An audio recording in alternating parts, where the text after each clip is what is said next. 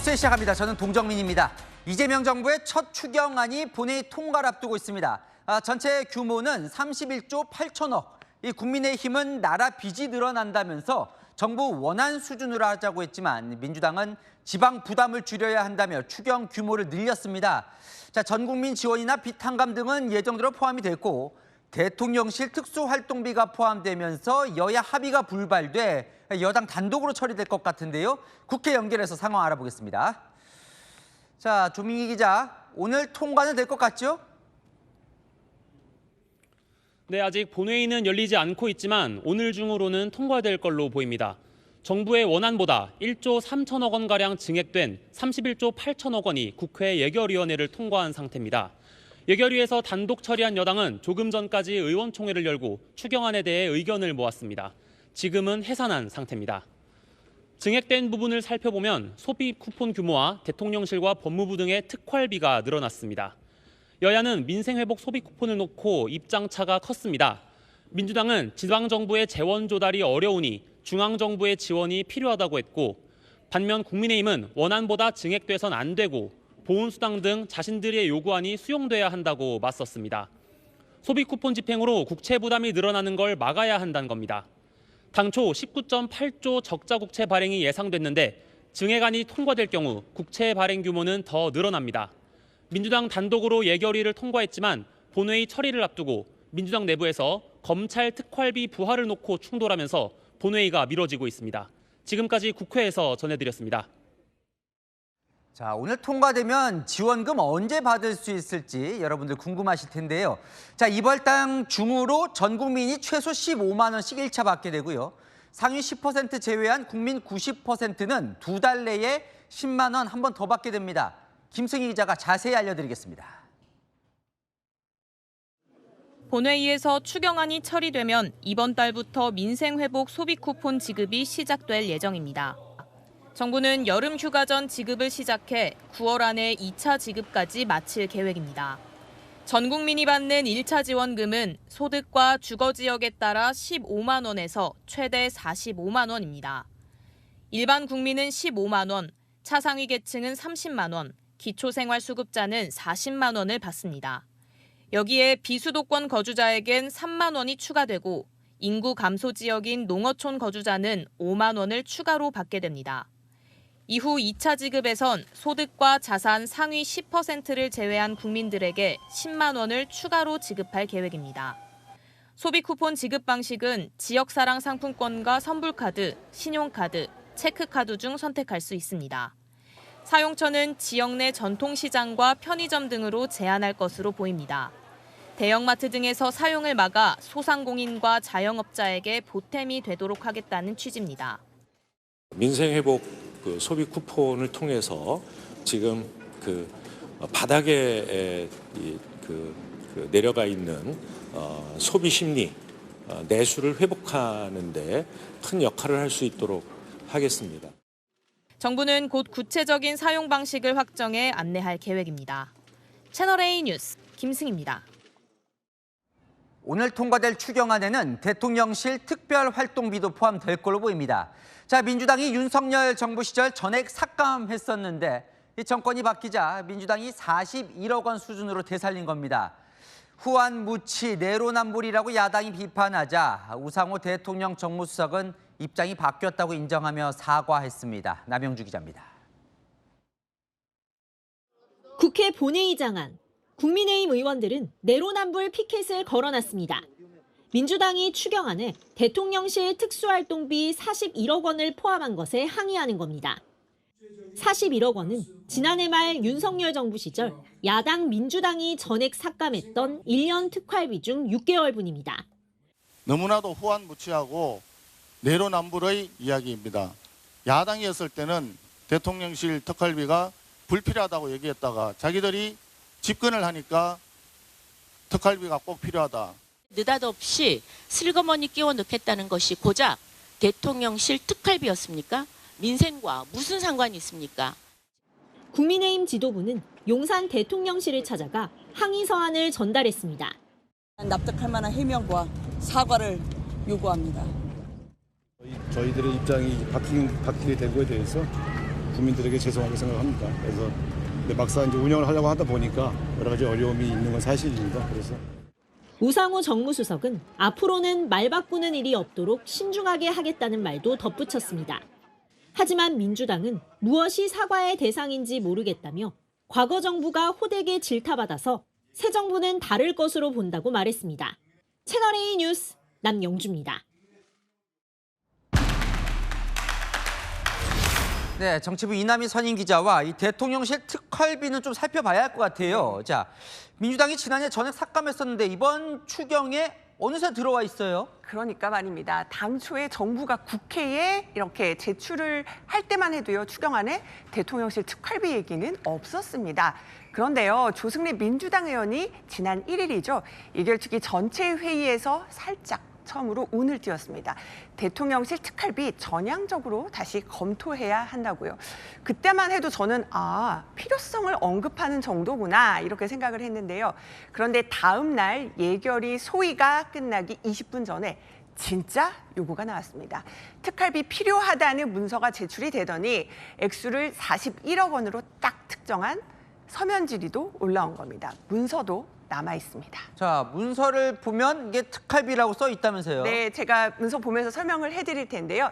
자, 조승래 의원은 이렇게 말했습니다. 대통령실 특활비 증액을 요구하면서 어떤 이유를 들었냐면요. 국익과 안보에 연계돼 보안이 요구되는 활동에 직접 소요되는 경비다.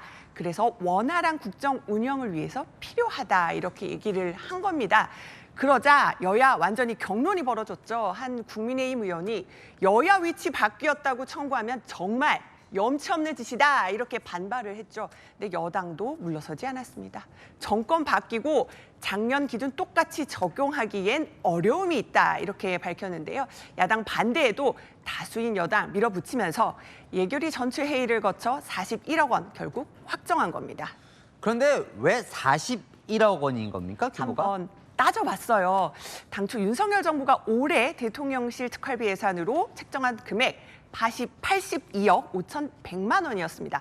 그런데 지금 7월이죠. 올해 절반 남았습니다. 그러니까 최종적으로 41억 원을 책정을 한 건데요. 그런데 특활비라는 게 원래 성격이 모호한 금액이잖아요. 기밀 유지 등을 위해 증빙 없이 사용하는 돈이다 보니까 사실 왜 41억 원인지는 정확한 기준은 없는 겁니다. 결국 대통령실 특활비 논란의 핵심은 사실 이제 내로남불 부분이에요, 그죠? 자, 이재명 대통령 지난해 12월 민주당 대표 시절이었죠. 어떻게 말했나 한번 볼게요. 특활비 삭감했다고 살림 못하는 건 당황스러운 얘기다. 이렇게 얘기를 했거든요. 이 발언 때문에 더 내로남불이라는 비판이 커진 겁니다. 자, 이소영 민주당 의원은요, 이 내로남불 논란에 반박을 했어요. 지금까지 불투명하게 운영해서 국민 신뢰를 잃었던 건 사실이다. 자, 그러면서 앞으로는 권력기관 특활비 심도 깊게 대화해 봐야겠다라고 얘기를 했는데요. 그러니까 한마디로 정권 바뀌었으니 이제는 제대로 쓰겠다 이런 말인데 어떻게 투명하게 할 건지는 더 설명이 필요해 보입니다. 네. 그러니까 민주당은 아직 사과를 안 하고 있는데 대통령실이 오히려 오늘 사과를 했어요. 솔직하게 인정을 하고 바로 국민의힘 의원들한테 사과를 했죠. 그 우상호 정무수석 얘기는 보면은요 이렇게 말을 했습니다. 막상 특활비 없이 운영하려다 보니까 어려움이 있는 게 사실이다. 앞으로 신중하게 하겠다. 이렇게 고개를 숙였는데요. 자, 일방적인 이번에 예산 편성의 가장 큰 문제는 제대로 된 기준이 없다는 걸 겁니다. 국민에게 당당하게 설명할 절차 기준 필요해 보입니다. 근데 마지막으로 아니 추경안이 금방 처리가 될 줄 알았더니, 그러니까 민주당이 단독으로 할 줄 알았더니 왜 안 되고 있는 겁니까 오늘? 자, 바로요. 이번 추경안을 보면은 대통령실 특활비와 함께 검찰 특활비도 되살렸어요. 근데 민주당 내부에서 반발이 나온 겁니다. 검찰 특활비 편성은 온당치 않다 이런 얘기가 나와서요. 민주당이 내부 의견을 더 수렴한 다음에 결정할 예정입니다. 네, 알겠습니다. 아는 기자 이남희 기자와 살펴봤습니다. 다음 소식입니다. 이진숙 교육부 장관 후보자의 이 논문 표절 의혹이 계속 나오고 있습니다. 자, 이번엔 이 후보자의 논문이 상을 받았던 제자 논문과 너무 비슷해서 논란입니다. 교육부 장관 자리기에 철저한 검증이 필요해 보입니다. 김민환 기자의 단독 보도입니다. 2010년 8월 대한건축학회 논문집에 실린 이진숙 교육부 장관 후보자 논문입니다. 다변량 해석 기법을 이용한 도시 이미지 평가에 관한 연구라는 제목인데 대전광역시를 중심으로 이미지를 분석하는 내용입니다. 1저자는 이 후보자, 교신저자는 제자 김모 씨입니다. 2010년 4월 대한건축학회 우수 졸업 논문전에 실린 또 다른 논문 요약본입니다. 1저자가 김 씨, 2저자는 이 후보자입니다. 두 연구물을 비교해보니 영문 요약이 대부분 일치합니다. 연구 배경 및 목적 부분도 같은 문장으로 시작하고 내용이 비슷합니다. 7대 광역도시 이미지를 평가하고 시민들의 인지적 특성 조사, 5단계 가치 단계법에 따른 평가 등 연구 방법도 대부분 같습니다. 피실험자의 인원수부터 도시 이미지를 평가하기 위해 연구에 사용할 형용사들의 목록, 평가 결과를 분석한 그래프가 똑같이 실렸습니다. 실험자들이 그린 멘탈맵과 분석 결과표상 수치들도 모두 같습니다. 결론도 몇 가지 표현을 제외하고는 내용이 같습니다. 하지만 두 연구물에는 서로 참고나 인용했다는 내용은 적혀 있지 않습니다. 김 씨는 이 졸업 논문으로 2010년 4월 대한건축학회에서 우수상을 받았습니다. 이 후보자 논문이 제자 논문과 유사한 이유와 후보자가 추가로 기여한 바가 무엇인지 묻는 질의에 이 후보자 측은 인사청문회 때 말씀드리겠다고 밝혔습니다. 채널A 뉴스 김민환입니다. 네이버 대표 출신의 한성숙 중소벤처기업부 장관 후보자가 네이버 주식 정리에 나섰습니다. 22억 원 상당 주식 그리고 스톡옵션 6만 주도 행사에 처분하기로 한 건데요. 그 시세 차익이 40억 원 정도로 예상됩니다. 오은선 기자입니다. 한성숙 중소벤처기업부 장관 후보자가 네이버 고문 시절 부여받은 스톡옵션 10만 주 중 6만 주를 행사하겠다는 신청서를 네이버에 제출했습니다. 스톡옵션은 미리 정해진 가격으로 주식을 살 수 있는 권리를 말합니다. 한 후보자는 오는 10일 행사한 스톡옵션을 주식으로 받게 됩니다. 15일 청문회를 거쳐 장관으로 임명되면 2019년에 부여받은 2만 주와 2020년에 부여받은 4만 주 등 총 6만 주를 처분할 계획입니다. 매각 시점 네이버 주가가 현재 주가와 비슷하다고 가정하면 약 40억 원 안팎의 시세 차익을 얻을 수 있습니다. 다만 2021년에 부여받은 4만 주는 행사하지 않기로 했습니다. 행사 가격이 현재 주가보다 높기 때문에 행사하더라도 손실을 보게 되기 때문입니다. 스톡옵션 자체는 행사 전까지 실현되지 않은 권리이기 때문에 공직자윤리법상 처분 대상이 아닙니다. 하지만 공무수행 시 발생할 이해충돌 가능성을 방지하기 위해 한 후보자가 사전에 주식 처분을 결정했다는 분석이 나옵니다. 앞서 한 후보자는 네이버 주식 매각과 관련해 공직자가 되겠다고 결심한 순간 결정했어야 하는 부분이라고 말하기도 했습니다. 채널A 뉴스 오은선입니다. 네, 이재명 대통령 충청 지역을 찾아 두 번째 타운홀 미팅을 했는데요. 생중계 토론이 3시간 가까이 진행됐습니다. 대출 규제 정책을 편 공무원에게 아주 잘했다고 칭찬했습니다. 이상원 기자의 보도입니다. 충청권 타운홀 미팅에서 소상공인 채무탕감 방안을 논의하던 이재명 대통령. 금융위 사무처장을 추켜 세웁니다. 이분이 그분이었군요. 이번에 부동산 대출 제한 조치를 만들어낸.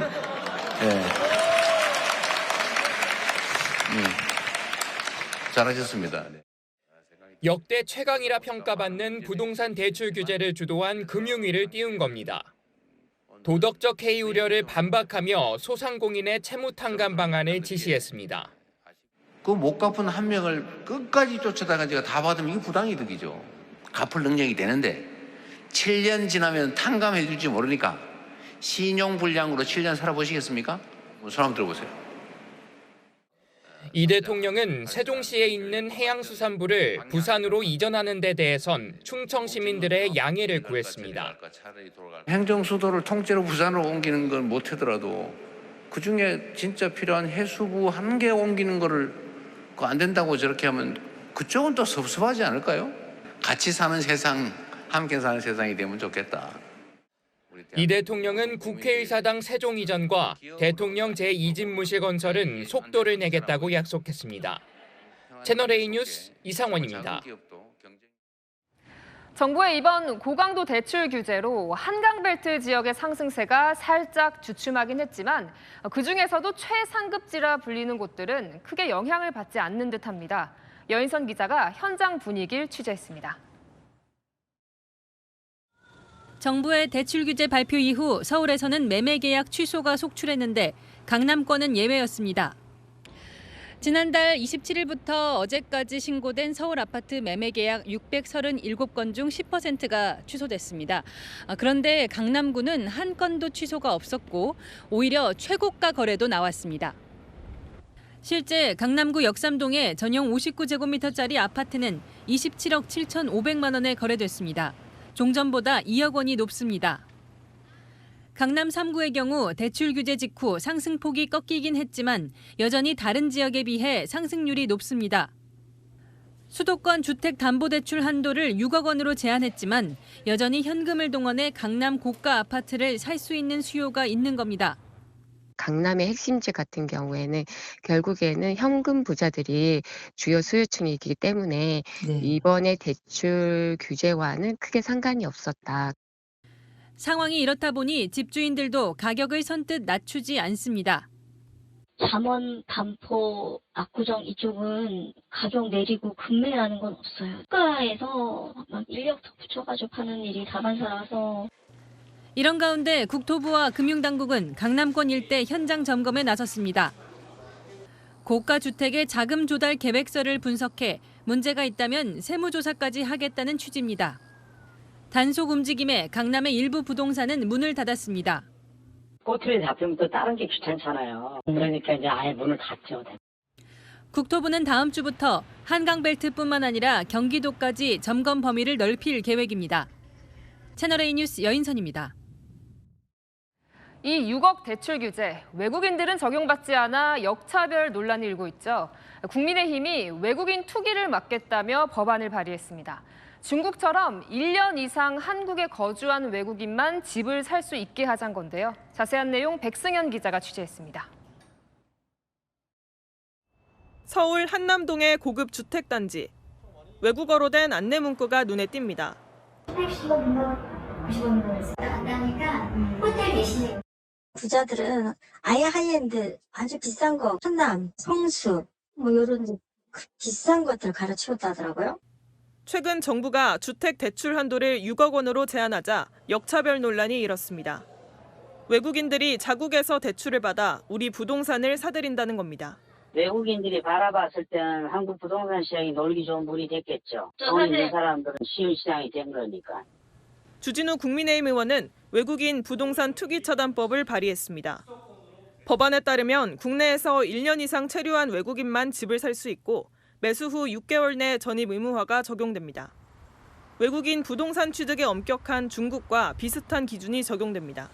외국인의 실거주용 부동산은 취득을 허용하면서 투기 자본을 막자는 것입니다. 정부는 서울 강남 3구를 중심으로 외국인의 해외 자금 불법 반입 여부를 점검할 계획입니다. 채널A 뉴스 백승현입니다. 네, 출근 중에 지하철이 멈추면 얼마나 당황스러울까요? 오늘 아침 서울 지하철 2호선 열차가 20여 분간 멈추면서 출근길 시민들이 큰 불편을 겪었습니다. 홍지혜 기자입니다. 지하철 승강장에서 열차를 기다리는 시민들. 발 디딜 틈조차 없어 계단 아래 시민들은 위로 올라오지도 못합니다. 또 다른 지하철역에선 개찰구 밖에도 줄이 길게 늘어섭니다. 열차 지연으로 인하여 역사 내부가 많이 혼잡합니다. 고객 여러분들께서는 질서 있게 이용해 주시길 바랍니다. 지하철 2호선 서울대 입구역에서 열차 방향을 전환하는 신호장치에 장애가 발생한 건 오늘 오전 7시 50분쯤. 출근길 2호선 양방향 열차가 20분가량 멈춰섰습니다. 서울교통공사는 급히 수신호로 운행을 재개했지만 열차가 가다서다를 반복하면서 한동안 지연은 계속됐습니다. 시간 맞춰서 뛰어왔는데 40분 늦었어요. 시간이 급해가지고 뭐 기다려도 안 와가지고 나갔어요. 그냥 버스 타고 나갔어. SNS엔 지각했단 글이 쏟아졌고 열차 지연 증명서를 발급해간 시민도 있었습니다. 무더위 속 극심한 혼잡과 지연 속에 호흡곤란과 어지럼증을 호소한 응급환자 2명도 발생했습니다. 겨우 열차가 출발해서 다음 역에 도착했을 때도 이제 밖에 계신 분들은 타고 싶긴 한데 이미 꽉 차서 들어올 수도 없는. 신호장치는 장애 발생 4시간 뒤인 오전 11시 50분쯤 정상 복구됐습니다. 채널A 뉴스 홍지혜입니다. 네, 어제 60대 남성이 몰던 택시가 인도로 돌진해 보행자가 숨지는 안타까운 사고가 발생했습니다. 돌진 직전 교차로에서 일어난 1차 사고 장면이 CCTV에 고스란히 담겼는데요. 임종민 기자가 단독 취재했습니다. 좌회전하는 택시가 건너편에서 신호대기하던 차량을 들이받습니다. 사고 후 한동안 멈춰선 택시. 갑자기 방향을 우측으로 틀어 대각선으로 내달리기 시작합니다. 서울 도봉구에서 60대 기사가 몰던 전기차 택시가 인도로 돌진하는 사고를 낸 건 어제 오후 4시 20분쯤. 돌진 직전 교차로에서 1차 사고가 발생했던 상황이 포착된 겁니다. 차량은 보행자를 들이받고 이곳 공원까지 들어오고 나서야 멈췄습니다. 보행자 50대 남성은 결국 숨졌고 60대 택시기사는 병원으로 옮겨졌지만 아직까지 의식을 찾지 못한 걸로 전해집니다. 운전자도 다 이렇게 누워있어서 질식 상태니까 그 양반도 위험할 것 같다고 그러더라고요. 숨이 안 쉰다고. 택시 승객 1명과 다른 보행자 2명은 경상을 입었습니다. 택시 승객은 경찰 조사에서 사거리에서 신호를 기다리면서부터 택시기사에게 뭔가 이상이 있다고 느꼈다고 진술한 걸로 전해졌습니다. 경찰은 사고 발생 전 이미 택시기사에게 건강 이상 등이 발생했을 가능성 등을 조사할 계획입니다. 채널A 뉴스 임종민입니다. 구급차 한 대 없는 외딴 섬마을에서 70대 주민이 갑자기 쓰러졌습니다. 한시가 급한 상황, 멈췄던 심장이 15분 만에 다시 뛰는 기적 같은 일이 벌어졌는데요. 어떤 사연인지 김대욱 기자가 전해드립니다. 흔들리는 휴대전화 화면에 의식을 잃은 남성이 보입니다. 보령시 녹도 마을회관에서 70대 A씨가 쓰러져 심정지 상태가 된 겁니다. 병원 이송이 시급한 상황. 배편으로 1시간을 달려야 무태 닿는 외딴 섬이다 보니 구급차조차 없었습니다. 주민들과 영상통화로 연결된 구급대원이 심폐소생술을 실시간으로 알려줍니다. 이거 좀 얼른 해봐요. 양쪽 젖꼭지 사이에 팔팔한 뼈 2손 포개시고 누르세요. 하나, 둘, 셋, 넷. 보건지소에 설치된 제세동기를 쓰는 방법도 설명합니다. 충격 갔어요? 다시 가슴 압박 진행해 주세요. 주민들이 번갈아가며 심폐소생술을 실시한 지 15분 뒤 남성이 얼굴을 찡그리며 의식을 조금씩 되찾습니다. 얼굴 찡그리시네요. 네, 깨워보세요. 무섭고 진짜 돌아가시나 했는데 호흡이 돌아와서 너무 다행이다 생각했어요. 의식을 회복한 A씨는 소방 헬기로 병원에 옮겨졌습니다. 생명엔 지장이 없는 것으로 알려집니다. 사실 주변에 소음 때문에 잘 들리지 않았는데 조용하게 협조를 잘 해주셔서 트럭 뒤에 환자분을 눕혀서 그 헬기 이송장까지 가셨거든요. 주민들과 119 구급대원의 신속한 대응 덕분에 소중한 생명을 살리는 기적을 만들어냈습니다. 채널A 뉴스 김대욱입니다. 때로 몰려다니는 러브버그, 방제 작업을 벌이고 있는데 사체가 쌓이면서 또 골칩니다. 부패하면서 썩은 악취가 진동하고 차량을 부식시킬 수도 있다는데요. 김동아 기자가 취재했습니다. 러브버그 떼가 점령한 인천 계양산 정상입니다. 끈끈이 덫을 설치한 지 2시간도 되지 않아 덫이 새까맣게 변했습니다. 10분 정도 하면은 몇백에서 한 1000마리까지. 러브버그들이 제 눈앞에서 날아다니고 있는데요.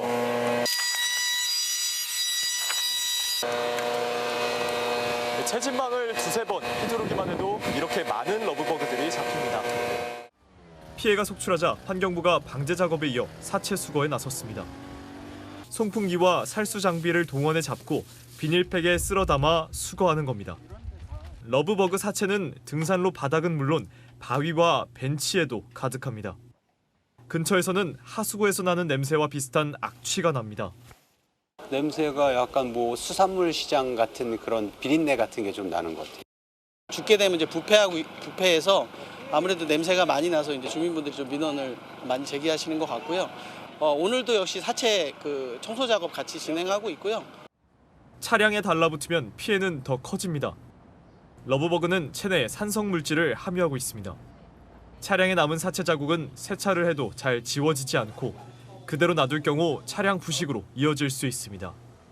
환경부는 앞으로 러브버그를 법정 관리종으로 지정해 관련 예산을 확보하고 대응 방안도 연구할 계획입니다. 채널A 뉴스 김동아입니다. SK텔레콤 해킹 사고에 대한 민관 합동조사단의 최종 조사 결과가 나왔습니다. SK텔레콤이 안전 의무를 다하지 못한 과실이 있다고 결론 내렸는데요. 조사단은 수사도 의뢰하기로 했습니다. 안건우 기자입니다. 민관 합동조사단이 지난 4월 발생한 해킹 사태와 관련해 SK텔레콤의 과실이 있다고 최종 결론을 내렸습니다. 안전한 통신 서비스를 제공할 의무를 다하지 못한 것으로 판단하였습니다.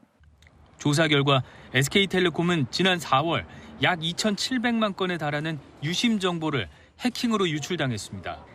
해커의 공격은 2021년부터 이루어졌습니다. SK텔레콤이 2022년 자체 조사로 침해 사실을 발견하고도 미흡하게 수습했고 가입자 계정도 부실하게 관리한 것으로 드러났습니다. 조사단은 SK텔레콤의 과실이 드러난 만큼 번호 이동 고객에 대한 위약금을 면제해야 한다고 밝혔습니다. 또 SK텔레콤이 해킹 사고 대응 과정에서 서버 2대를 포렌식 분석이 불가능한 상태로 제출한 것과 관련해 수사 의뢰하기로 했습니다.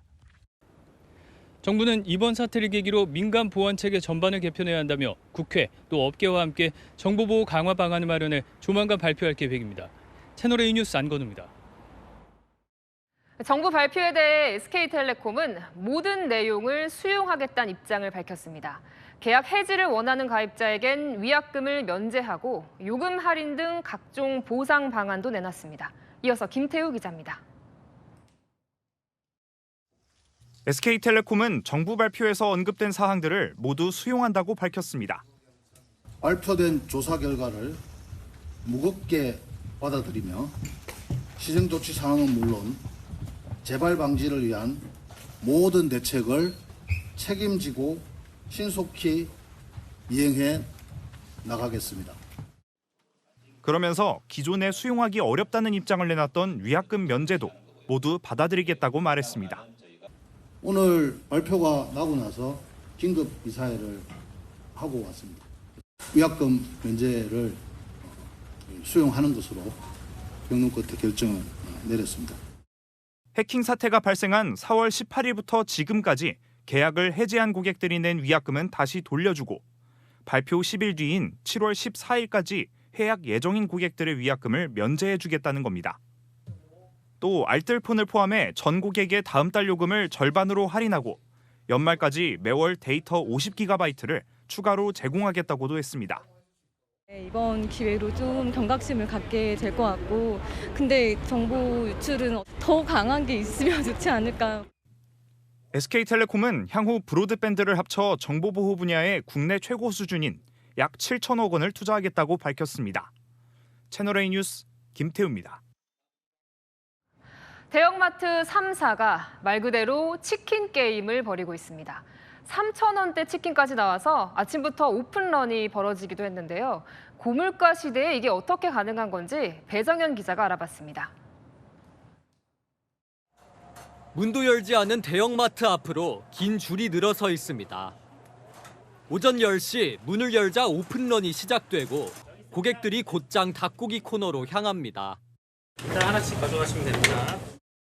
10시부터 주기 시작하고 그 줄은 그 전에 서 있었고. 줄 얼마나 서 계셨어요, 여기 한 30분. 3,000원대 치킨을 사기 위해 이른 아침부터 긴 줄이 늘어섰는데요. 하지만 오늘 준비된 물량은 30분도 안 돼 모두 팔렸습니다. 최근 대형마트들은 대표적인 서민 먹거리인 치킨 가격을 앞다퉈 인하하며 경쟁을 벌이고 있습니다. 5,000원대에서 3,000원대까지 내려왔습니다. 2만 원대인 프랜차이즈 치킨 한 마리와 비교하면 4분의 1도 안 되는 수준입니다. 일시적인 이벤트지만 소비자들은 반갑다는 반응입니다. 많이 싸죠. 손자가 잘 먹어서 이런 기회에 한번 사다 주고 싶어서 왔어요. 어떻게 초저가 치킨이 나올 수 있을지 알아봤습니다. 마트 치킨에 활용되는 생닭은 도매가로 3,800원 안팎이지만 대량 직구매로 가격을 크게 낮출 수 있습니다. 자체 매장에서 조리해 비용을 낮추고 마진도 최소한만 반영합니다. 그러면 평소 마트에서 판매하는 치킨의 절반 가격이 되는 겁니다. 10여 년 만에 부활한 마트 업계의 초저가 치킨 경쟁. 고물가와 이커머스 성장으로 타격을 입은 마트들의 고육책이라는 평가도 나옵니다. 채널A 뉴스 배정현입니다. 네, 푹푹 찌는 폭염이 이어지고 있는데요. 서울 지하철 역사 중 26곳은 에어컨이 없다고 합니다. 바깥보다 역사 안이 더 덥다는데 광민경 기자가 현장에 나가봤습니다. 서울 경복궁역. 지하철을 기다리는 시민들이 연신 부채질을 합니다. 출근을 지금 정장을 다 입고 해야 하는데 매일 지금 땀에 범벅이 돼가지고 출근하고 있어서 지금 굉장히 힘든 상황인 것 같습니다. 밖에가 더 시원한 것 같아요. 여기가 뒷목이 너무 뜨거워요, 들어오니까. 지하철 바깥 역사 온도는 지금 29.7도입니다.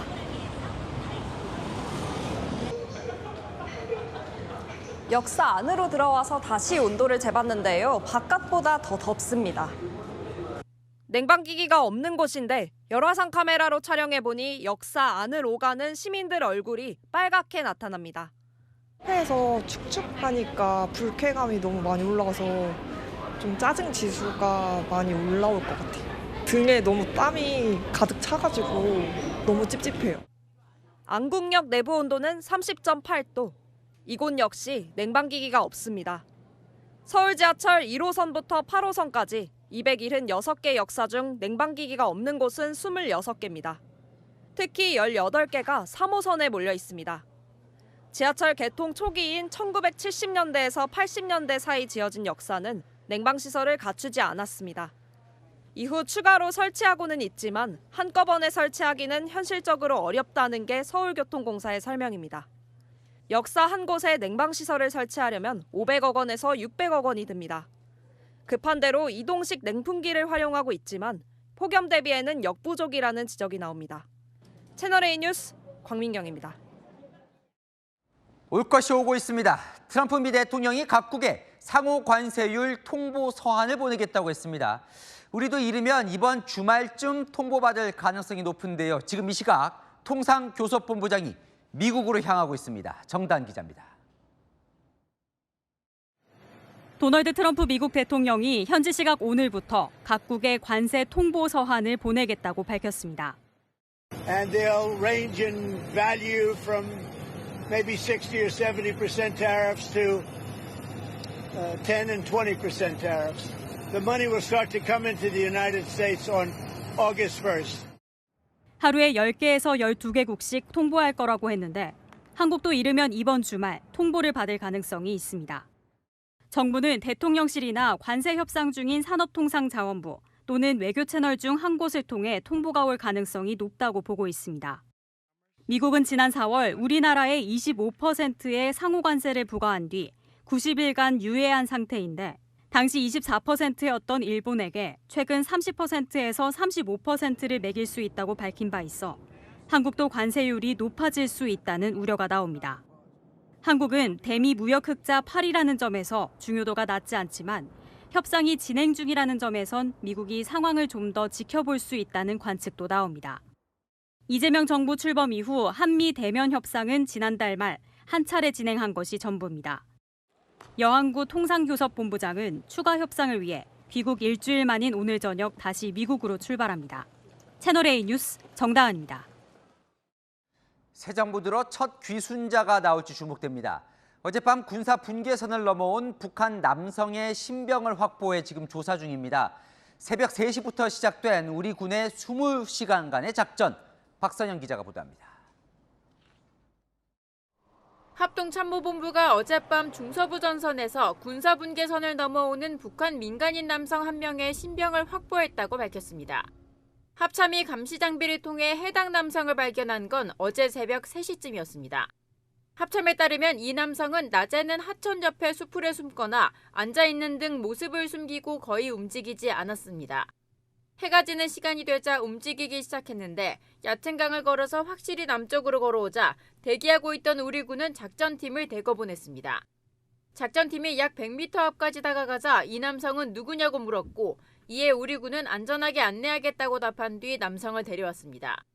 군은 MDL 일대에서 해당 인원을 식별하여 추적 감시하였고 정상적인 유도 작전을 실시하여 신병을 확보하였습니다. 합참 관계자는 이 남성이 스스로 민간인이라고 말했으며 비무장 상태였다고 밝혔습니다.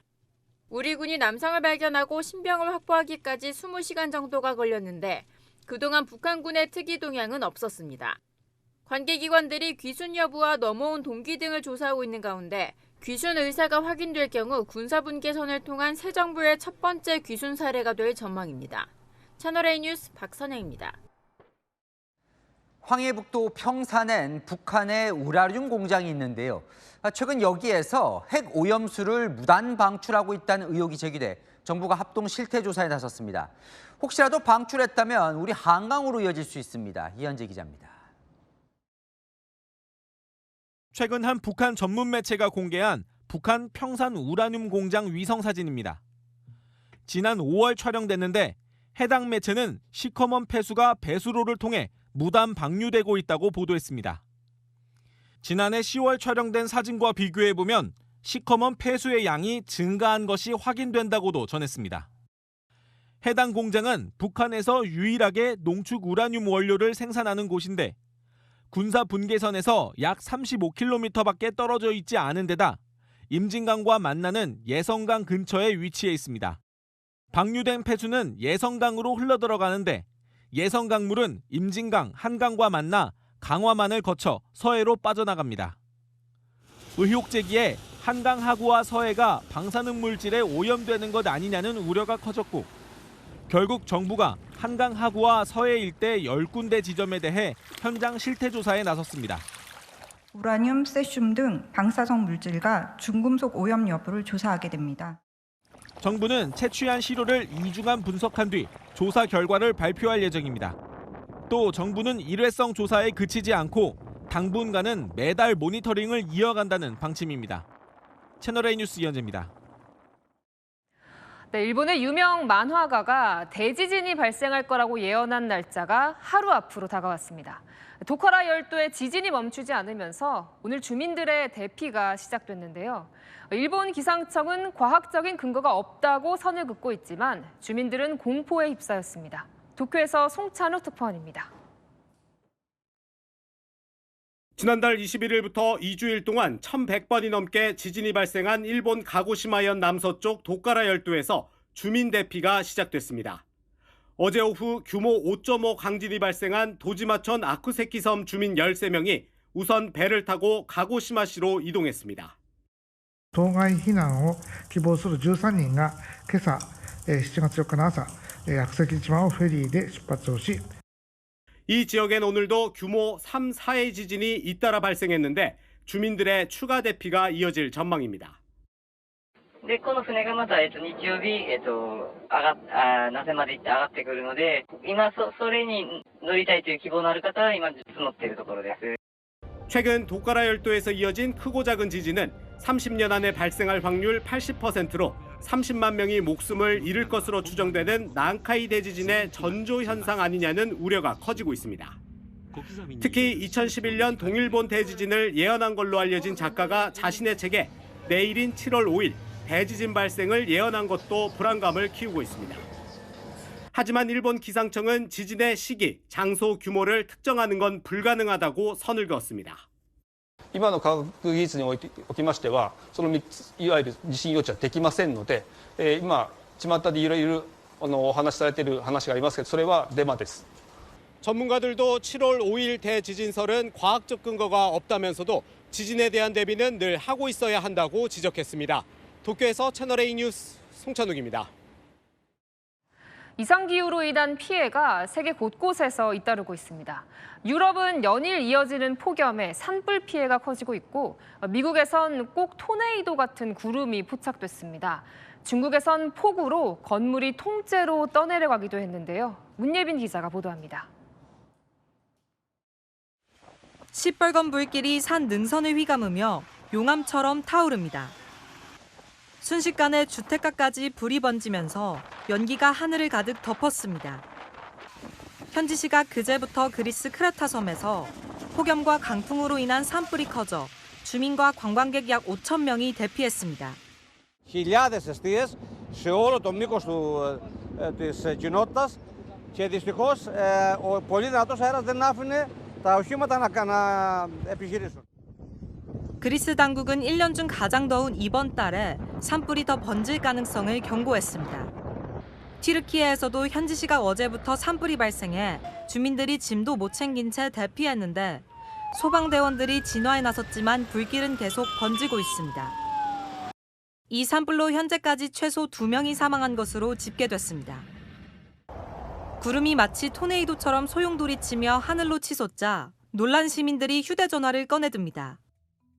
현지 시각 어제 미국 애틀랜타 상공에서 일명 스커드 구름이 관측됐습니다. 찬 공기와 뇌우가 충돌하며 생기는 자연현상인데 언뜻 보면 회오리 구름 같아 일부 주민은 재난 상황으로 착각하기도 했습니다. 중국 남부의 한 도시에서 5층짜리 건물이 마치 강물에 빨려 들어가듯 맥없이 주저앉습니다.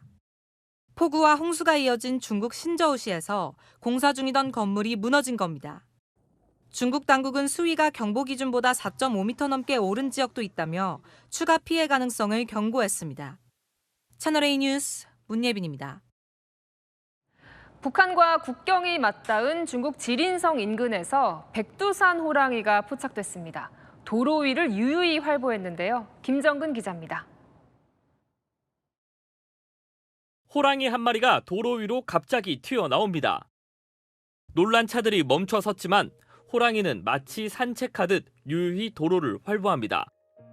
마주오던 차량의 운전자는 멈춰선 채 영상을 찍기 바쁩니다. 북한 접경지인 중국 지린성 인근에서 야생 백두산 호랑이가 발견된 건 현지 시각 그제 오후 4시쯤입니다. 최근 이 지역 일대의 생태계가 복원되면서 지난해 기준 야생 백두산 호랑이 50여 마리가 살고 있는 걸로 알려졌습니다.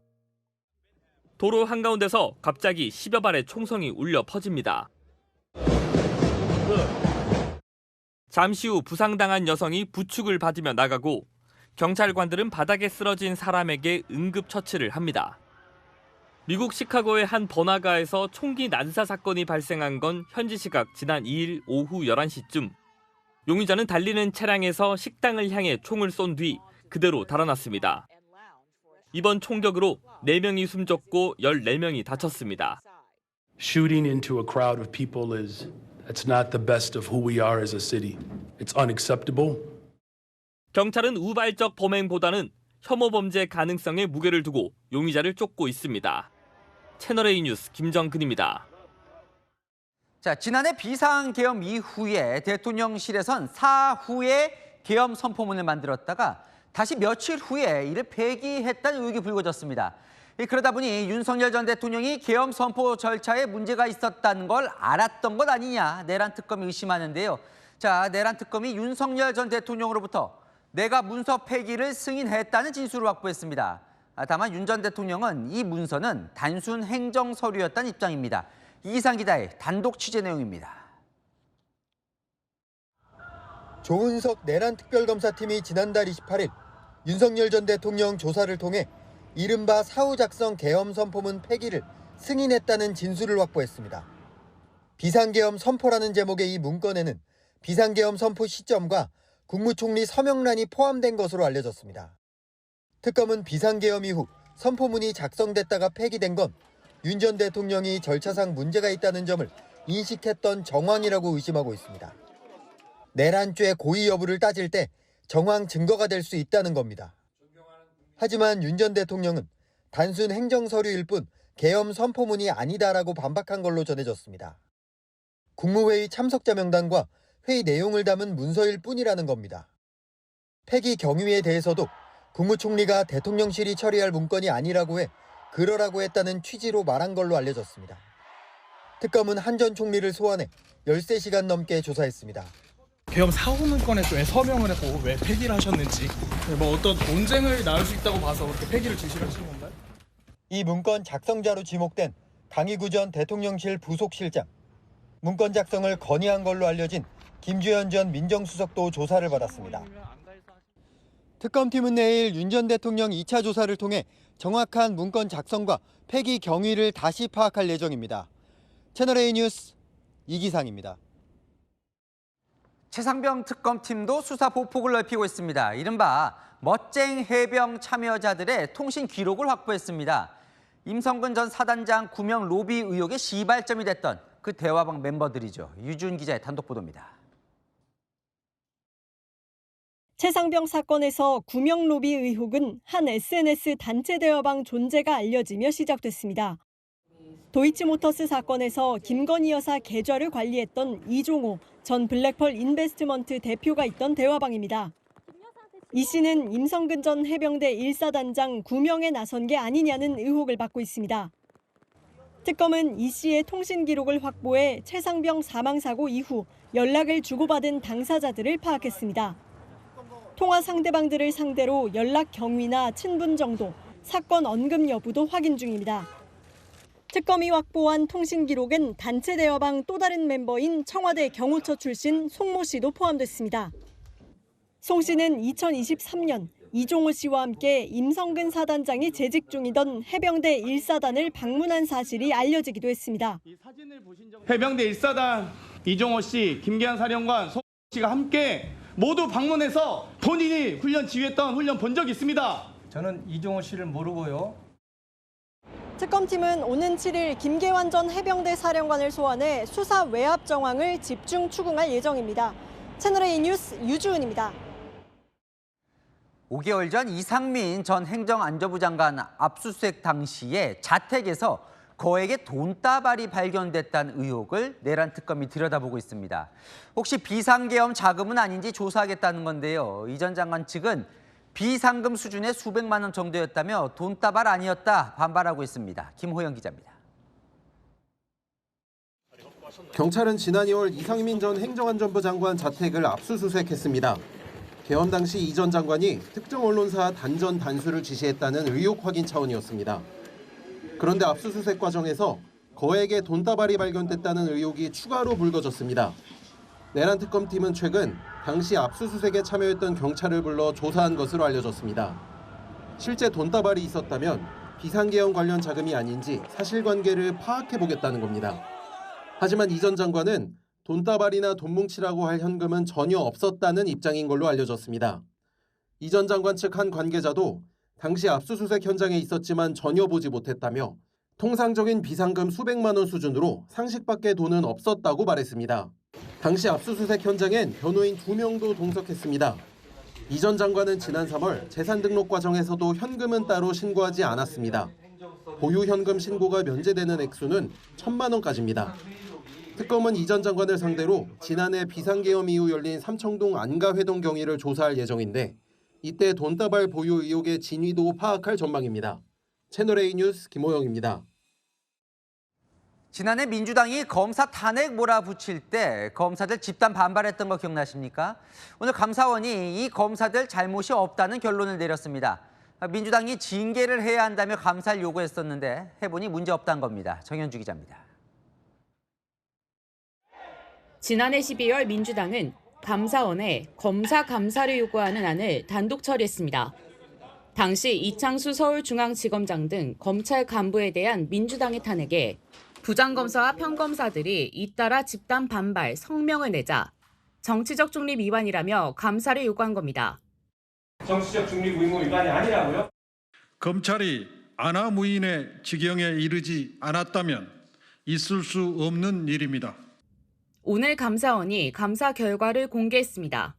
정치적 중립 의무를 위반하지 않았다며 별도 조치 없이 종결 처리했습니다.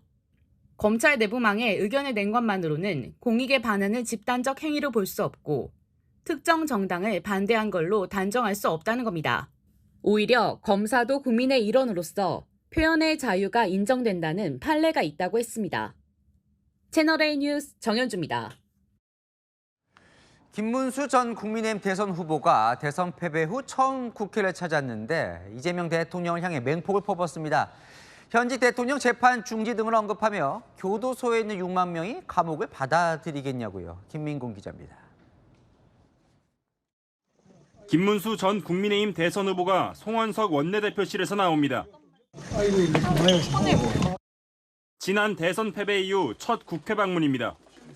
취재진들이 차기 전당대회 출마 여부를 묻자 즉답을 피한 채 화제를 돌립니다. 지금 중요한 거는 이재명 정부가 하고 있는 문제, 그 문제에 대해서 먼저 이야기해야 안 됩니까? 자신의 수감 경험까지 거론하며 이재명 대통령의 사법 리스크를 겨냥했습니다. 대한민국에 지금 교도소 안에 한 6만 명이 있는데 그 사람들이 과연 자기들이 감옥에 있는 것을 받아들일 수 있을까? 이화영 경기도 부지사가 있습니다. 지금 7년 8개월 받아서 감옥에 앉아 있는데 주범은 이재명 아닙니까? 이화영은 종범이에요. 현직 대통령 재판 중단을 결정한 판사들도 비판했습니다. 대한민국의 법치가 흔들리는데 이 부분이 판사들도 할 말이 없을 거예요. 왜 저 사람은 재판 안 하고 나는 왜 재판 안 하냐고 판사가 할 말이 있어요. 국민의힘 혁신과 관련해선 불체포 특권을 바꾸고 출판 기념회를 폐지해야 하는데 상당한 시간이 소요될 것이라고 했고 경북도지사 출마설엔 사실이 아니라고 부인했습니다. 채널A 뉴스 김민곤입니다. 성혜랑 기자와 여랑야랑 시작합니다. 첫 번째 주제 보겠습니다. 자, 이재명 대통령 앞에서 이렇게 고개를 숙이고 있네요. 네, 김민석 총리의 배우자입니다. 오늘 임명장 수여식에 함께 했는데요. 이재명 대통령 이 김 총리 배우자에게 이렇게 말했습니다.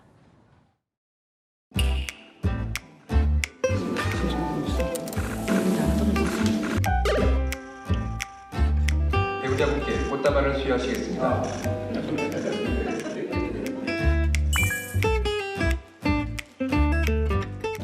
거기 너무 많이 죽이지 마세요. 내가 이상하다. 네, 긴장 풀어주려고 농담한 거겠죠. 네, 대통령 앞이니 긴장할 수밖에 없겠죠. 이 임명장 받은 김민석 총리도 첫 일정으로 농민단체 만났는데요. 긴장 풀자고 제안했습니다. 오늘은 다 긴장하고 저도 긴장하고 좀 긴장 푸세요. 네, 편하질 않아서.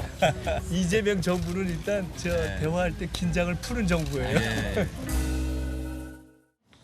대화할 땐 편하게, 하지만 국정 2인자로서 이젠 긴장감 있는 행보 더 보여줘야겠죠. 네, 다음 주에 보겠습니다. 모욕적 언사, 두 사람 중에 누가 한 말일까요? 네, 박찬대 의원이 박은정 조국 혁신당 의원을 겨냥한 말입니다. 어제 SNS에 이재명 대통령에게 너무나도 모욕적인 언사라면서 과도한 조롱 그리고 비하로 확대 해석될 수 있다고 지적을 한 겁니다. 박은정 의원이 뭐라고 했길래요? 네, 검찰 출신인 박은정 의원, 이 대통령이 검찰 개혁을 외치면서 정작 친윤 검사 기용한다며 이렇게 비판했죠. 개혁 입법만 해서 개혁이 된다면 한동훈 지금 법무부 장관 쓰시고 내란 속에 윤석열 놀고 있던데 검찰총장 다시 해도 돼요? 화가 많이 났네요. 그러다 보니까 박찬대 의원이 저렇게 또 받아친 거군요. 네, 맞습니다. 실제로 민주당 지지층 사이에서는요, 이 박은정 의원이 대통령을 조롱한 거다, 너무 감정적이다, 또 선 넘었다는 비판이 나오는데요. 이 조국 혁신당과 민주당 계속 삐걱대는 모양새입니다. 네, 다음 주에 보겠습니다. 자, 오늘 뭔가 첫 출근을 누가 했나 본데 지검장들이 했다면서요. 누가 주목받은 사람이 있어요. 네, 바로 정진우 서울중앙지검장입니다. 이 윤석열 전 대통령도 거쳐간 요직 중에 요직이죠. 친윤 검사 꼬리표 달린 정진우 검사장이 중앙지검장으로 부임하면서 기자들의 질문도 쏟아졌습니다. 지난 정권과 가까운 인사라는 또 평가도 있지 않습니까? 지명 배경은 제가 말씀드릴 수 있는 부분은 아닌 것 같습니다.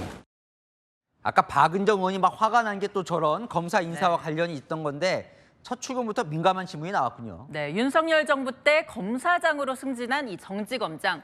이제는 이재명 정부의 검찰 핵심을 맡게 됐죠. 검찰 개혁 앞에 직면한 상황이 됐습니다. 기소 자체를 목표로 수사하는, 그리고 기소에 맞춰서 사건을 조작하는 일은 결코 있어서는 안 되죠.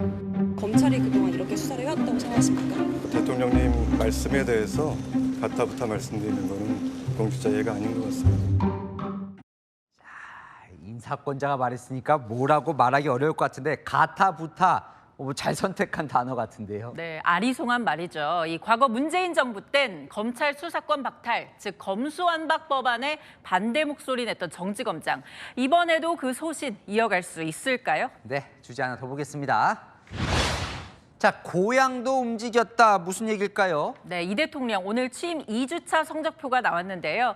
특히 이 대통령 고향이 있는 경북 지역이 눈에 띄더라고요. 그래요. 전체로 보면 지난주와 비슷하던데요. 네, 지난주에는 64%였죠. 이번 주 65%로 1%포인트 상승한 겁니다. 경북 지역이 좀 궁금하네요. 네, 보수의 심장으로 불리는 대구 경북 지역. 이 대통령이 잘하고 있다는 응답이 56%로 12%포인트 올랐습니다. 이 대통령 대선 때도 TK 집중 공략했었잖아요. 경북 내 고향인데도 늙이는 분이 있는 것 같아요. 근데 왜 미울까요? 제명이나 남이나 소리는 안 해주는 겁니까? 대구 맞아요. 대구가 비비진 것 같습니다. 대선 때는 원하는 만큼 표를 못 얻었죠. 네, TK 구회 작전에도 결국 김문수 후보 손을 들어줬죠. 하지만 최근 TK 민심의 변화, 한 야당 의원은 이렇게 분석했습니다. 우리 당은 미운 짓만 골라 하고 정부는 그럴듯한 포장을 과시한다고요. 이 텃밭마저 내주는 건 아닌지 야당이 바짝 긴장해야 할 것 같습니다. 네, 지금까지 여랑야랑이었습니다. 잠 못 드는 밤 보내는 분들 많으시죠? 밤 공기마저 후끈거리는 요즘인데요. 서울에서 닷새 연속 나타난 열대야가 오늘도 계속될 전망입니다. 밤사이 최저기온이 서울 25도, 강릉 28도 등으로 열대야 기준인 25도를 넘는 곳이 많겠습니다. 내일 한낮에는 서울 31도, 체감 34도로 무덥겠고요. 대구는 무려 36도까지 치솟겠습니다. 대부분 지역에서 폭염특보 계속 이어지고 있는데요. 경기와 강원 동해안, 충청 이남 곳곳은 체감 35도 이상의 폭염경보 발효 중입니다. 아침까지 경기와 강원에 비가 이어질 텐데요. 양은 5에서 20mm로 많지는 않겠습니다. 중부는 정체전선의 영향을 조금 더 받겠고요.